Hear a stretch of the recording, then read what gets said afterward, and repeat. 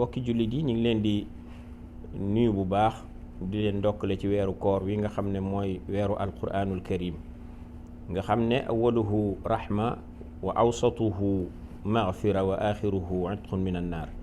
tàmbalikaay bi njéggale la, ci digg bi di yërmande, jeexital bi nag nekk goreel ci sawara. boo xoolee loolu day wone suñ borom tabaraka wa taala adlam, justice am nga xam ne yàlla du tooñ kenn. loolu wone na ko foofu fukki fan ndax nit ki li muy njëkk a soxla mooy yërmande, teg ci njéggal, teg ci ñu goreel ko ci sawara. mu nekk loo xam ne dama leen ciy dénk, di ci dénk sama bopp, dénk leen yéen boole mbokki jullit yi ngeen farlu ci, ndax weeru alquran la.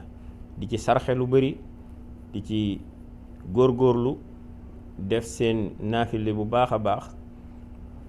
tahajjud moom ngeen koy fonk lool, di ci sarxe ni ma ko waxe woon, te it ngeen fexe ba di ci jéggale, ndax weeru njéggal la.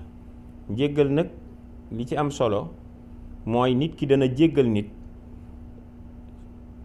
bu ko jéggalee suñ boroom jéggal ko moom.